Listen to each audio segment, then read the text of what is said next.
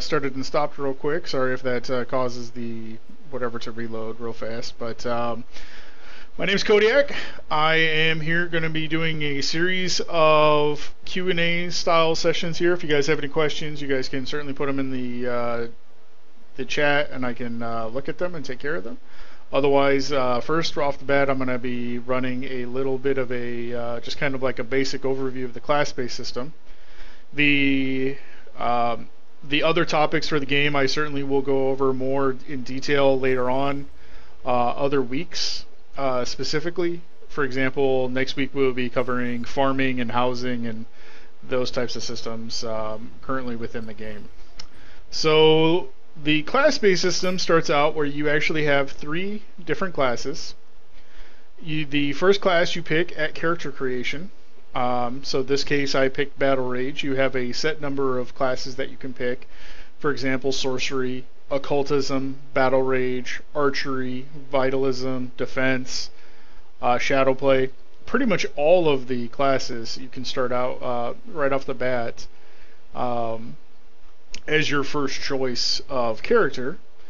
That will give you access to the very first ability. So for example, I started out as Battle Rage, so I had Triple Slash. If I had started as Shadowplay, I would have had Rapid Strike as my default ability. You also will get a variety of equipment based off of what character you start. So for example, again, you know, if you had started, when you start Battle Rage, you actually get a Sword and Shield. You start Shadowplay, you get 2 daggers. That doesn't mean anything. Do not let the gear that you start out with influence the actual equipment that you get. That doesn't really actually impact or matter very much. As you can see, these skills actually rank up as the skills go higher. So for example, and I was kind of hoping I would get one here while on stream. I'm hoping I'll hit 39 to show you. But for example, you see Triple Slash is rank 13. As it goes up, certain abilities will gain different effects. For example, if you read here on Antithesis, it'll say when this skill levels up, it will also increase the damage, but also the cast time. So, and as we will get to that. So there are certain advantages and disadvantages to skills ranking up. You can also see that it is rank 13 even though I have no points put into it right now. That's just because my skill line for that is 38. Now something that's very interesting with the skills and the skill lines is you'll notice that my XP per level, so I'm at 91.94, these skill lines are also at 91.94. And that is because these you get these different abilities. I've kept them on my bar the entire time. So essentially I have constantly leveled up and constantly play as Battle Rage, Shadowplay, and Vitalism for this character. You can switch, and to show you how you would do that, you can either, oops, you can definitely not do that. You can look for these shrines that are on your map. So for example, you see the Priestess of Nui, which you can see here, respawn base. I turned that on here. And you can actually talk to her, and so I can change my skill. So for example, if I didn't want Vitalism, I can change it to any one of these other lines, which you can see are all level 10. So theoretically, by the time you're level 50, well, long after you hit level 50, if you wish to level up all the lines, you could totally do that. That is a completely viable thing in this game. However, we come back to the skill point lines here, where remember, it takes basically level 10 to level 50's worth of experience to level up these lines all the way to level 50. That basically means you're going to have to effectively grind out your character's worth of XP from level 10 to level 50 for every single additional line you wish to level up on. So it's not like you're leveling up for free. That's part of the reason why I rolled the second character. I do have another level 50 who is a caster, but he has basically nothing in any of these lines, which just made it a lot more sense just to level up a new guy, plus you get a large chunk of cash from doing the quests. So with that in mind, you're really going to want to build a character that you're going to want the higher level abilities, because you're going to get them automatically as you leveled. So for example, we take this build. This build has a number of abilities that are really good for level 50. So for example, Tiger Strike here, kind of Yaniro from Juggernaut, Yaniro the Juggernaut from Dota, you kind of leap around from target to target in an immediate vicinity. Another one is Shadow Step, which allows you to teleport behind the enemy or an ally. So that, you know, very powerful abilities for this class. And for the healing line here, you can actually see Fervent Healing. You can basically, if you read how it works, basically you can spam that ability over and over and over again to actually do those heals. So it's very important that I get that up to level 45. Now after 45, I wouldn't be opposed to dropping the Vitalism tree entirely and doing something else instead. So when you're making a build, you're going to want to kind of think about what type of abilities you're going to want to have at level 50. In this case, you know, again, I'm going to want these higher end abilities, so I'm keeping those on my line. Whereas if I wanted, say, archery, I don't need the higher end archery abilities. The archery abilities I need are kind of fall into this anywhere from this level. Basically these go up every 5 levels, so you get this at level 1, level 5, level 10, 15, 20, 25, 30, 35, 40, 45, 50, which you can see requires Lex Shadowplay 50. So most of the abilities I want are in that 25 range, which is very easy to grind out and get when you're a higher level. So you kind of have to think about that when you're making a build in the builder. What kind of abilities you want in the end game here, and how crucial they are to your build. And one of the tools you can actually use to kind of see this is actually a skill builder. And the one that I happen to particularly like is, and I brought this up, ArcheBase builds/generator. I like this because it's not 100% accurate, but it does let you go ahead, and a lot of the names are off because these are it's kind of a translated website. But for example, to put my build in there, here's combat, here's Shadowplay, which is called calling, and then devotion, and you can kind of play around and see some of these builds and how they go and how they are. On my other character, I actually have magic, conjury, which is kind of a CC line, and actually devotion, again for that instant heal, which his build is something along the lines of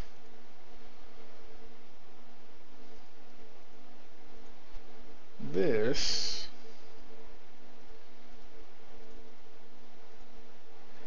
Where you can see that this build is not very top heavy on the sword. It does go up to chain lightning, but I probably wouldn't want to level as sorcery when I initially level, because the only ability I really need is to go up to chain lightning, which again level 40 is not as hard.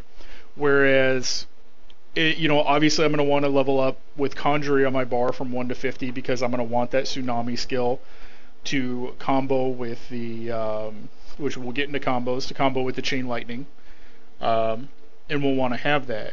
Now, one thing to keep in mind is that because this is based off of the Korean version, there are a couple of things. For example, if you look at here where it says the target receives 100% damage and the bubble isn't broken from lightning, that is somewhat different in game. So there are different versions of ArcheAge, because there is Southern Korea ArcheAge, there's Russian ArcheAge, there's Japan ArcheAge, and now there's North American ArcheAge, and all of them have their own slight variances and differences. So make sure that when you're looking at abilities when you get in game, make sure that they're more what you're going to want for the long term, and more combos what you want to see. Now, getting into combos, one of the things that we can actually talk about is, and this is what I like this website for, is it actually does show you the number of combos. So for example, Fireball plus Bubble will actually increase the duration of the effect, but actually it increases them higher into the air on this version. In here, Fireball and Fear, it lasts longer. Fireball and Bubble if they do lightning and then bubble, they'll take extra damage. You can also do lightning and then wave to increase the damage by 46% on the lightning, on the tsunami.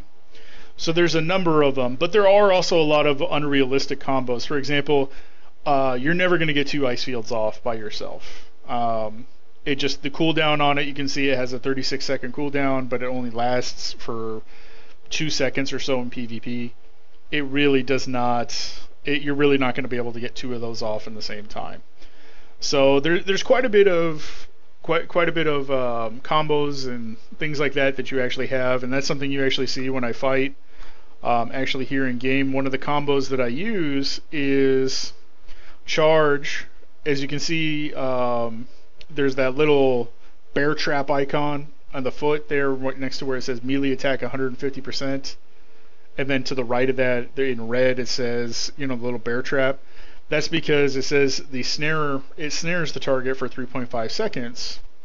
And one of my main attacks here, the first attack, you can actually see down below there, combo, first attack, snared targets are tripped. So you see that all the time, like when I come down here in combat, you can actually see, I go ahead and you see combo effect, which it knocked it down. And you see another combo. And that's because the basic attack is putting on a debuff that combos with the other abilities, and that's really the more combos you can exploit, the more your build can handle with that, the better off you are. And you know, there's quite a bit of combos. This one inflicts more damage when it bleeds.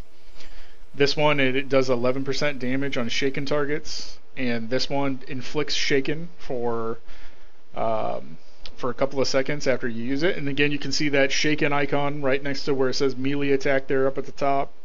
To the right of it, it actually has that little shaken icon, and you can kind of see that. So, and then, you know, again here you can see slowed targets are tripped. Enervate, which is a witchcraft ability, actually you can go ahead and the duration of tripped on enervated targets will be even more. And this also inflicts shaken on targets. So it's very important when you're looking at a lot of abilities that you get a lot of cross combos. So for example, you see here from Vitalism, the Mirror Light actually has a snare effect, which I can again pair up with this. Work that. Now, the one thing you'll notice, however, if you paid a lot of really attention, I doubt anybody saw it, is that there's actually a 1.5 second global cooldown a la every other MMO you've ever seen since forever. That's very important for PvP purposes and chaining skills. Because, for example, a lot of abilities and CC abilities only have half the duration in PvP. So, for example, doing this combo, where, let me get on over here, you can actually see that it says it snares the target for 3 seconds.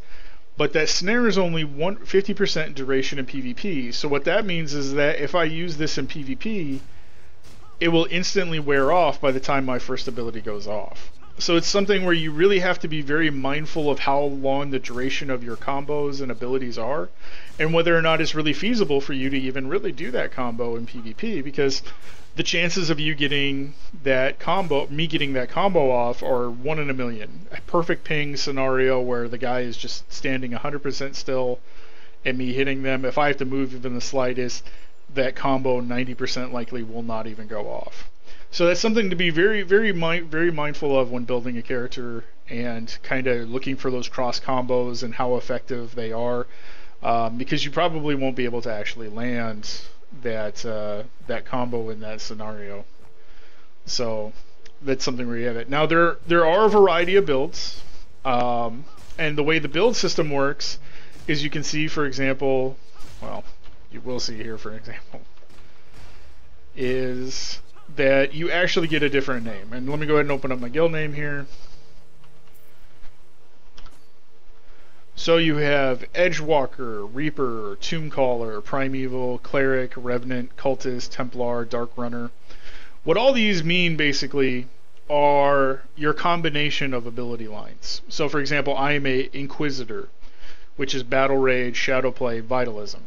If I switched Vitalism out for Oromancy, or Will in that character builder, I would then become a Dark Runner, similar to the way Valor is.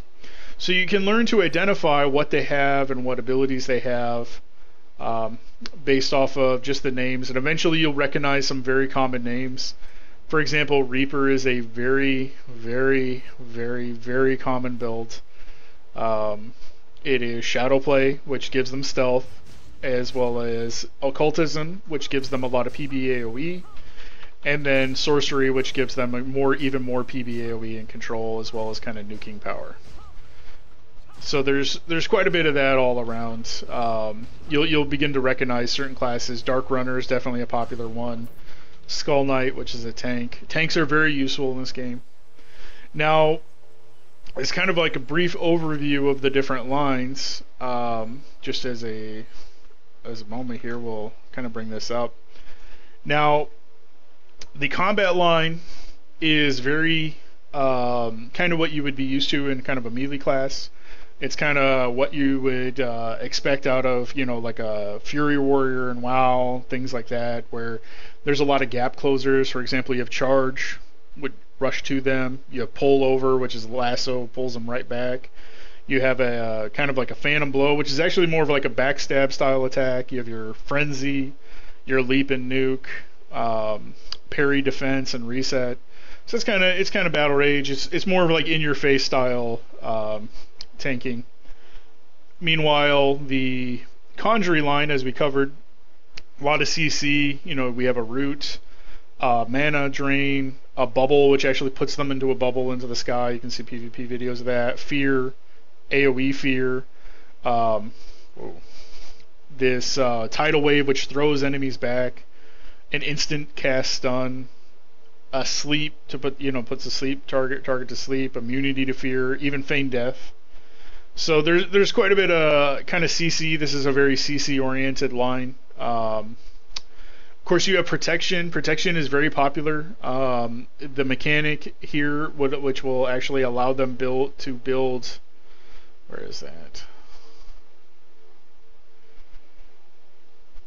There's an ability they can turn on that will allow them to build up Rage, or rather the mechanic for that. And as they build up the Rage, they can unleash it for damage. They can also taunt everyone to the more anger is accumulated, it'll actually do stuff like that. One of the most popular wow, I don't know why that's all messing up. One of the most popular things is Invincible here, where people will use that in PvP because they're immune to attack. So you see this on like a lot of like cleric style builds, defensive builds.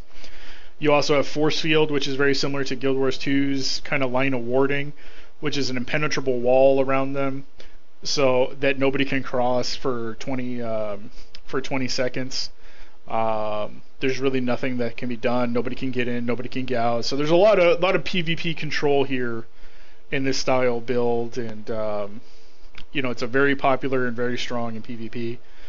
The Will or Oromancy line is more of a anti-CC line. It's almost like Discipline from Discipline Priest. You get the increased life of the target. You actually have Blink, so you can teleport forward. You have Energy Explosion or Implosion, which will actually pull targets in for 10 meters. Meditation, which is kind of like Evocation for mages in WoW to regenerate their magic. Breaks all stun and sleep. Can't be silenced, disarmed, or knocked down. Instant cast, interrupt, and sleep. Makes magical barrier, protects all allies from magic damage. It's really huge in PvP. It's really big for group engagements. And of course, their passives will actually go ahead and the caster takes damage. He gains 7% of that as health. So it's in many ways it's 7% mitigation. Reduces all damage taken by 3%. So it's kind of a defensive line. And you can kind of see, as you start to put things together, you can start to see, well, what about a build like Protection, Will, and Devotion? Well, that's going to be a super tanky healer build that I'm not going to say is unkillable, but they're pretty awful to fight because they're pretty much unkillable. Necromancy or Occultism is a very, very popular mage line, and that is because the amount of PB, AoE, and instant style attacks that it has. Energy Arrow or Etherbolt is a very popular attack. It's instant cast, channeled, constantly nuking. very popular. It does a lot of damage. You start seeing that mana absorption, or I believe this is called mana force. It actually throws the target backwards. Impale or Hell Spears, you can do a PB AoE, Paralyze, which AoE stun, and then instantly do Raven. You can see this impales, and then you do Raven. If it impales, it also poisons. They have an Absorb Life, the Grip of Death, which actually slows the target. And slow in this game is not just slow movement, it's slow everything. So that's a 30% casting slow, it's a slow everything. So it's very nasty ability, Telekinesis. You can actually pull somebody up in the air and you can kill them. Your friends can kill them while they're pretty much stuck there. And you can actually just kind of levitate them and keep them going there for 12 seconds in the air. And if your allies can kill them, there's really nothing that they can do for it. Of course, a big, strong Reflect Armory, which will reflect 60% of the damage back.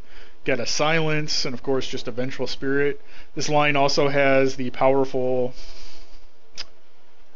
increase. I don't know why that's doing that. Increase power of magical crits by 50%, so that's another big damage. You also, whenever you get critically hit, your critical hit goes up by 56%. So there's another very powerful ability. The ArcheAge line I originally tested initially was not that impressed right off the bat, but I've seen people use it to great effect. They can use abilities like the Arrow Bomb combined with Hunter's Mark or Shock Arrow here, just to really just nail somebody down for a tremendous amount of damage before they can really even do anything. But the part of the problem you'll see, oh man, why is this gotta be such a pain? Alright.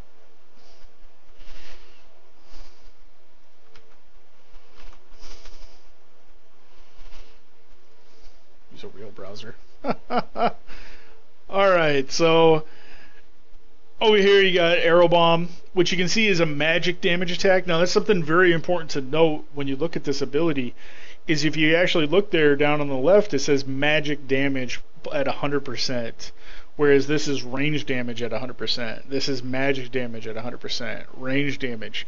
So there's quite a bit of split here between these lines about which is ranged and which is magic, and trying to work that out damage-wise can be very difficult when it comes to your abilities. And as the archery line, that was part of the reason I was not a huge fan, but they are very powerful. Magic line is pretty self-explanatory, a lot of nukes, got good frost. There's also a really good synergy between Frozen Floor here and Ice Ball, because it basically will make the instant cast. It doesn't say that, but it does actually do that. Otherwise, it's your standard nuker line, pretty standard. Calling, of course, is stealth play, but it also does have some archery stuff. For example, you see you have Quick Shot, which can be spammed. You can pretty much just hold that down and it'll constantly fire. Poison Shot, increased movement speed and agility, which will increase their crit rate by a tremendous amount. Of course, the stealth that we talked about. The main thing this line has, however, is something called Death Wish or Bloodlust, which is basically each strike will build a stack of things. So this will build 4, this will build 6, and then this is where you use the ability to go ahead and spend that Death Wish. So in many ways they're kind of like combo points that you can use to kind of finish off your opponent, or go ahead and hit them even harder. And that's kind of the main mechanic. You can see here this will double the amount generated. This will automatically generate them. There's a chance to generating those attacks. Of course, more crits, reduces threat, etc. So, pretty good. We'll go over the Devotion line next. Again, this is healing. One of the main cool things that this actually line gets is that there's a lot of abilities that do things. For example, on an ally, heals for a good amount. On an enemy, does damage. This is actually one of my favorite ones. As you saw, I actually have that on my character, called Mirror Light, or Cursing and Blessing. Is that if I use it on myself, I cleanse myself and I receive a healing boost. Or if I use it on my enemy, I root them with a snare, and then I also go ahead and increase the received damage that they take. So there's pretty decent ability. Of course, you got your standard heal or hot resurrection. You got Circle of Spears, which is a good AoE ranged attack that you can use for a good stun. Group heal, give mana, more buffs, the insta heal. This one, you will get really used to seeing those little love hearts. We're not a big fan of the generating a stationary field because you kind of have to sit there. A lot of these passes are really bad, actually. They don't really do too much for you. And the final line is probably one of the better lines, but it's also one of the more difficult ones to kind of pull off, or you'll see is actually a music style line. You will learn to hate the flutes. There is nobody who likes them. There are lute alternatives. But you can see here, basically this whole line's offensive capabilities revolve around a riff, which stuns the target for 2 minutes, and they go ahead and they get the debuff Impulse, which is or Charmed, which will unlock the actual combos for this. So for example, if they are charmed and you play the Anthem of the March, it will slow that enemy who are there. Meanwhile, if you use Discord and they are charmed, it will increase the damage. Discord actually operates like a bomb style attack. You can see you put it on and after 6 seconds it blows up. So it can hit really, really hard. They also have a bouncy heal. So you can see this will actually heal and bounce, increase your cast speed. Anthem of Recovery or Damage if they're rifted. Putting a heal area on the ground to actually heal everyone in the area. Increase the physical defense, as well as increase the damage. And then of course this one is really big, which makes everyone in your group pretty much immune to stun and sleep, which is really big in group style combat. Now one of the biggest things about this line is actually the final one, and you actually see this in a lot of builds because of gloating or zeal, which basically magical critical strikes will go ahead and increase your chance to crit for 6 seconds. In addition, the magical damage that you deal 2 to 4 times the amount of damage.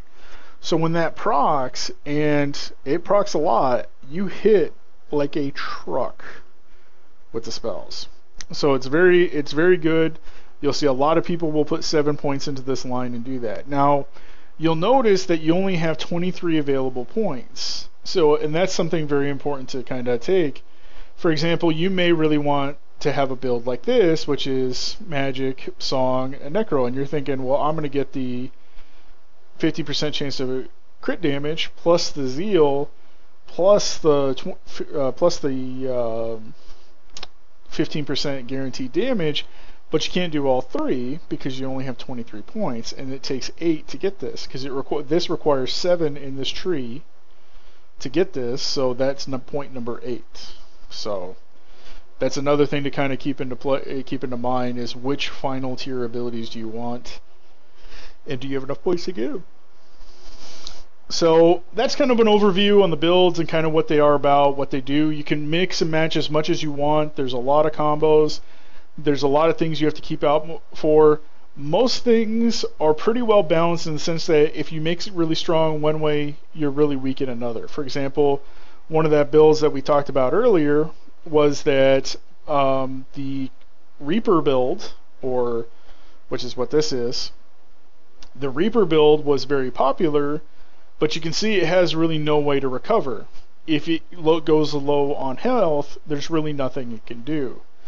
So that's something that can make it very weak. And one of the things that people do is they actually go Devotion here as an occultist, and they will actually go this to actually add some sustain at the cost of no longer having that stealth opener and that stealth burst from that calling line. So again, there's a lot of trade-offs where it's like, okay, well now you're out in the open, whereas somebody else might not be, and they're going to get the initial jump on you instead of you being able to get the jump on them.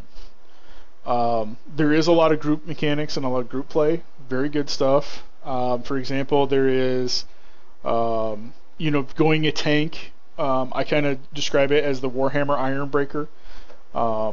People will go a build kind of like this, where it will be protection, necromancy, and will, and they'll use the instant cast AoE CC of like Hell Spears, Crows, the Silence, these type of abilities, along with the protection line AoE CC, as well as the will line for a lot of defense between these two, as well as a lot of CC. You can't really ignore it, because if you do, they're going to CC you, and at the same time, if you focus it, they can always just pop immunity, and you've just wasted all your cooldowns on them.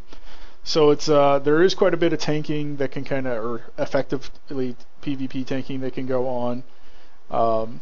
Meanwhile, you get into that other thing where we kind of come back, where you might have another group of Reapers who will be built, who will have all this AoE. For example, the ice field, they'll drop that. They'll drop the Hell Spears, the Ravens, the Silence, etc. And then they can kind of smash as a group with that. Meanwhile, of course, you have your defensive healer, you know, your protection, your devotion, and you can either go Songcraft or Will, whichever you want, and you can kind of go more that route, and it's pretty good. So there's a lot of mixture there with a lot of the classes and combinations that you can have. Different classes, like for example Azoth, you asked what's the difference between my Inquisitor build and say a character who has Oromancy, which is the Dark Runner. Well, the main difference is going to be that while yes, I don't have why I do have immunity to stun, I will also have a little bit more mobility with Blink. The truth of the matter is at level 50 I'm really not going to need the extra mobility because I'll get that extra teleport. In addition to which, I also will now lack the recovery aspect of it. Whereas I could, you say, use Fervent Healing here if I'm getting low, just to instantly heal myself back up to full and then continue the fight, kind of effectively resetting it. Whereas their main attacks may be on cooldown and they can take it. Meanwhile, that does leave me vulnerable to CC. So I could, theoretically speaking, be completely chain CC'd into the ground and there's really nothing I could do about it if I had, say, 2 or 3 people CCing me or one really, really powerful CC build. There's really nothing I could do. And that's actually one of the things that I run into on a pretty consistent basis, is I actually run into a problem with tanky builds because they have a lot of knockdown, they have a lot of stun, they have a lot of stuff like that. I can't take those guys because I'm constantly on my back. So there's certainly merits to different builds. Each one's gonna have different. Just the same, because I have that level of recoverability, I should be able to actually go ahead and have that. You know, let's say I get jumped by an archer and my health suddenly goes from full to about 30%. Instead of being immune to the CC and I can't really do anything and they just wear me down, I could just fervent healing myself back up to full. And then it's like, okay, well now you've blown all your cooldowns. Here I am. You know, I can pretty much do whatever I want at this point. I certainly think that Bursty is good right now, but I also think Bursty is going to be really strong down the line, particularly with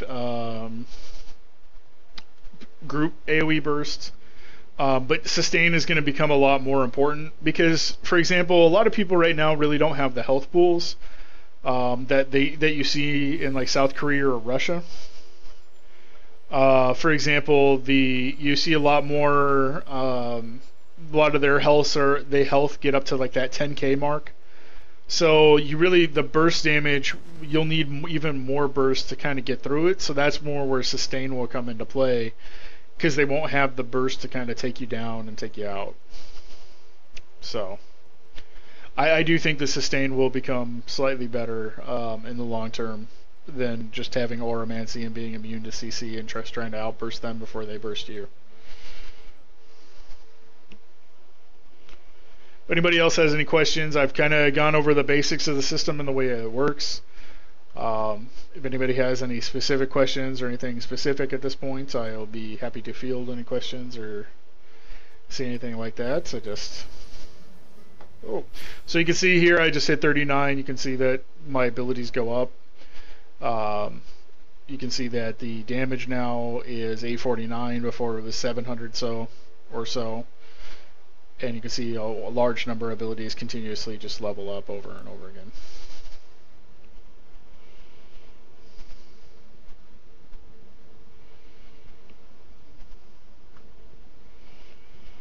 And I'll give it a couple of minutes here for a couple of questions, but if there is none, then I will just go ahead and I will shut her on down. I am trying to hit 40 today.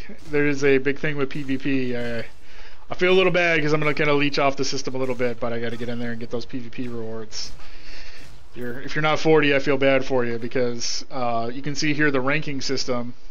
that the rankings go from 4/14 2014 till 5/12 2014, and the current rewards you can actually see are quite substantial. So if you get up to the mythic tier, you get 50,000 honor, but even if you go ahead and you can see all the way down to the grand, you still get 4,000 honor points for basically doing virtually nothing. And you can actually see here that listing wise, we're not even at the heroic rank, so it's very easy to actually get into unique. And you can actually see that even unique will give 8,000 honor points.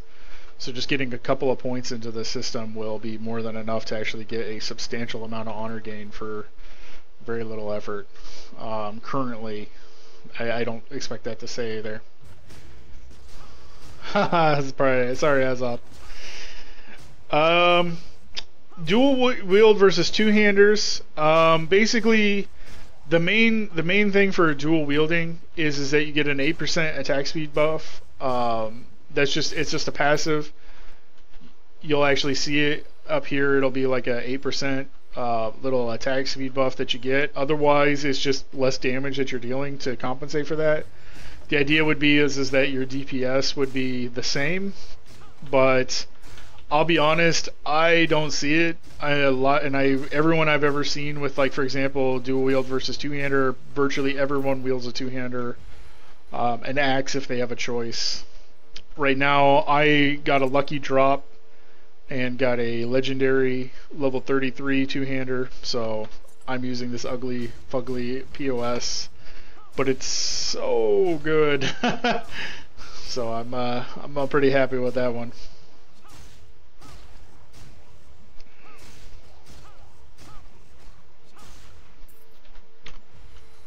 And again, I mean, I really have not seen a reason to dual wield, but I may not understand the full mechanics of it yet, but it doesn't seem like it's really really worth it. The axe seems like just stat-wise, like if we go in and we look at the axe or the different weapons, which you can use this anytime, we'll show this in the crafting one, is, you know, for example, the greatsword is strength and stamina. The great axe is just pure strength. So it seems like that would be a lot better. This one is strength and agility and stamina, so you get that. Maybe that's why they're going in, is because the one-handed sword stuns. Two-handed sword stuns as well. But personally, I am a fan of the axe, especially the silence, because I already have a lot of stun on this build personally. But I definitely there. But there's still a lot to be explored with the differences in weapons and axes versus maces versus anything. The biggest difference that I've seen typically seems to be really the weapons, or rather the stats. So, for example, the club is, you know, strength, stamina, and intelligence. Whereas, of course, the great axe is just pure raw strength, just maximum DPS increase. So that's part of the reason why I was going axes. I'll be honest, if this hammer didn't have the strength that it has on it, I probably would not have gone it. That's another thing to really kind of point out, as well as the difference between the system. For example, the spell casting is entirely based off of your magic damage number. So whatever the magic damage number says, that's what you need to go for. And you'll actually see this, so this magic number. So you'll see staves, like if we come here under carpentry. So the dominating staff, you'll actually see there it adds 120 magic attack. That's because that's actually like the damage range of the weapons for them. Whereas for us, for melees and bow style attacks, the damage per second is actually what matters more than the ranged or melee ranged attack. These numbers here, those don't matter as much. So it would be interesting to see the effect of dual wield on that and how that actually goes.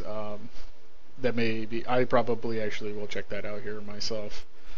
kind of see what we can do. I don't know if there's a parsing program yet for it, and see if you can kind of calculate which one would be more DPS or go from there. What do I think the split for healing dependent on spell power now and going to be dependent on its own stat, healing power 1.0?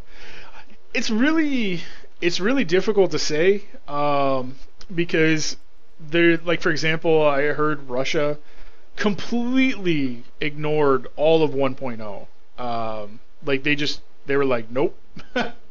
And so, but then I've also heard from Cyclops Slayer, who's a recruit in our guild, who played Korean ArcheAge a lot, that there's actually a number of features that have been implemented, and there's a number of features that have not. So it'd be interesting, I think, to see what they end up doing with that. But I certainly think that basically being the split. If you're going to be a healer, it would be, you go for healing. If you're not, you would go for magic damage. I think that would be a very difficult kind of choice, depending on what kind of build you have and what you want to do, and how that would work. But it would definitely set some clearly defined healers and people who wanted to play as healers versus people who just kind of have healing abilities, like such as myself. Like, that would really ruin my build. Potentially, or it could potentially improve it, because I could get gear with healing power on it instead. So I think that will be interesting to see how that actually works out. But until you actually see how it's actually implemented, I don't think you could really make a good assessment of that at that time.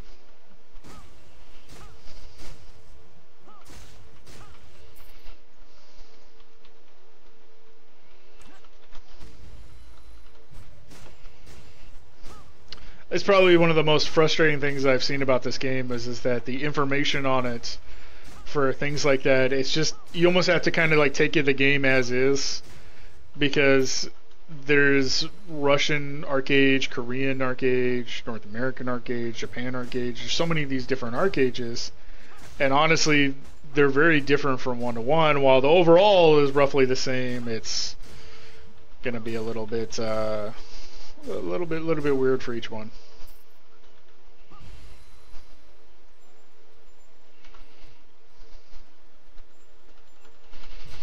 I got an hour to hit a level.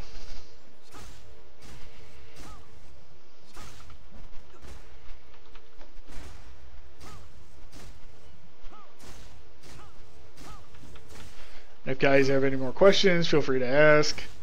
Again, I can't really offer too much insight into things about the future, but if you have any questions on the classes or class mechanics and stuff like that.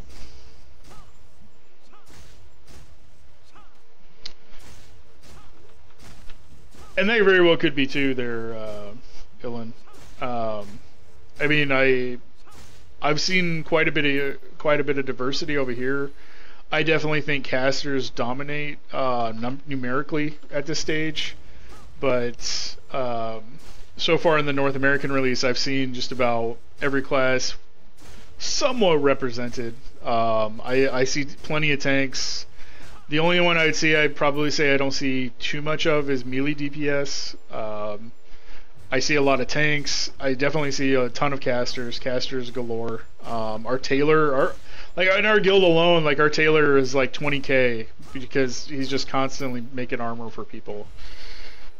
So, meanwhile, there's nobody who wants agility. Like there's no demand for leather armor whatsoever. I see. And that very well could be, Ewan, is that because they're such good AoE grinders, that's why they're so popular. I know that's actually a discussion we've had, is this level up as a grinder class, such as with a lot of AoE, such as the Reaper.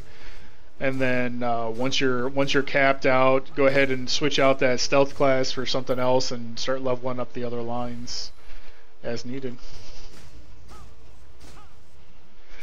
Yeah, I heard what happened for the Korean stuff is that they, in 1.0, they changed it up to be more like your traditional WoW style stuff, and then ever since then they've been kind of playing catch up to kind of basically just undo the damage that they did, or what people weren't digging it or whatever. That's how it was explained to me.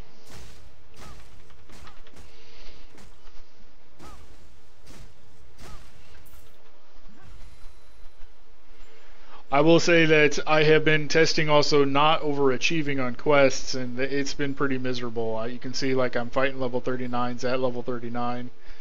A lot of cases I'll be fighting 40s to 41s, and I think it's primarily because I did not overachieve on any quest up into this stage. That was something that I was testing with this character, and not a fan so far. I'm still gonna go with it and see where I'm at. Kill who? We're in a peaceful zone, peaceful period, 57 minutes. Can't attack any player right now. Sorry.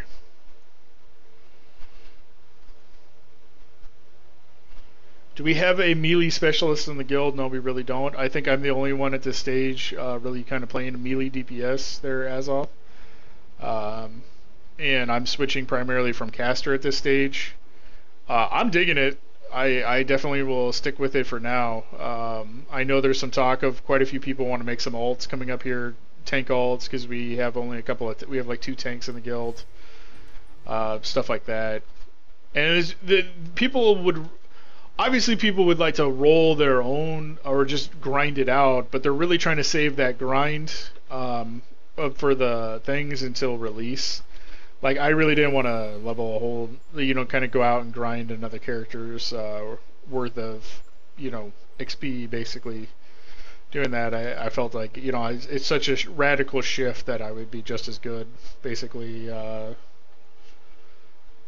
leveling up here a whole new character and getting the money on it.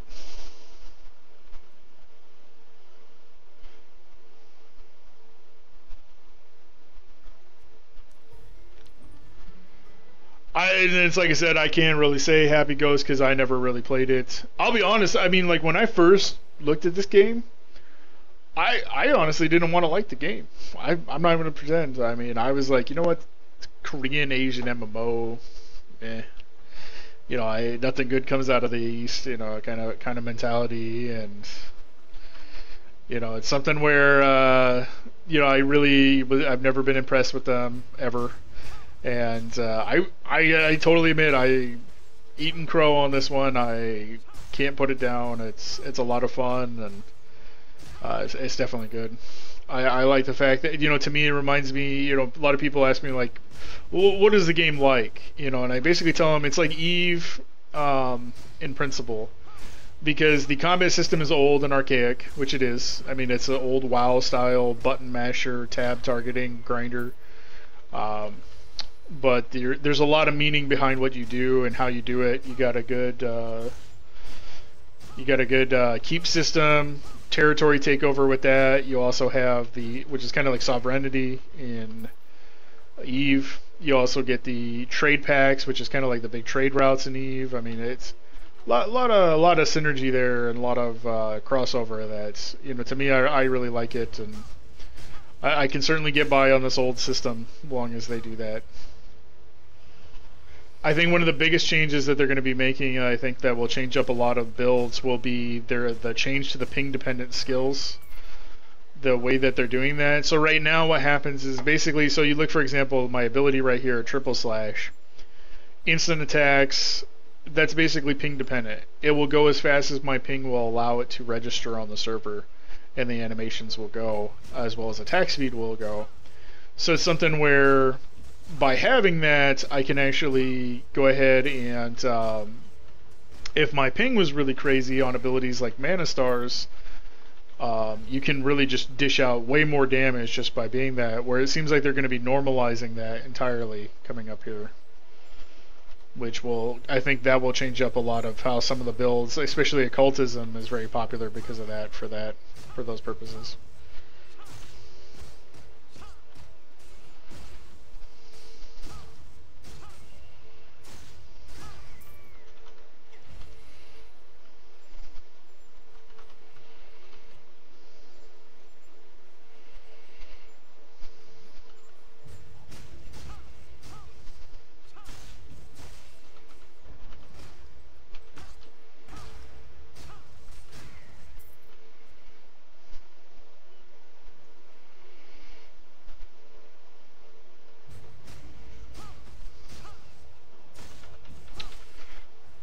Well, if that's it, if there's really no questions or anything, I don't mind sitting here shooting the shit and whatnot, but if there's really no questions, I think I'm going to go ahead and shut this on down and kind of focus on leveling here.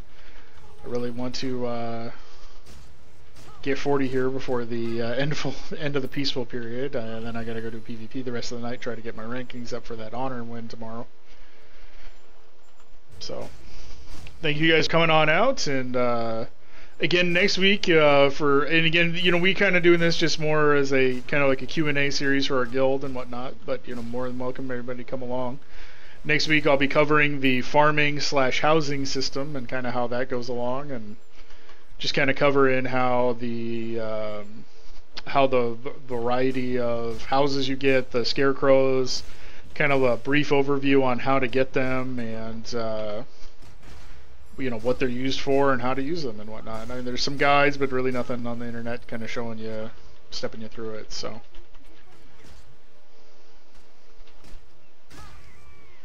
go ahead and shut it on down. Thanks for coming on out. Always, we're Mostly-Harmless-Guild.com. If you guys are interested, if you guys don't have a guild or looking for a group, we're always looking for more people. All right, that's it.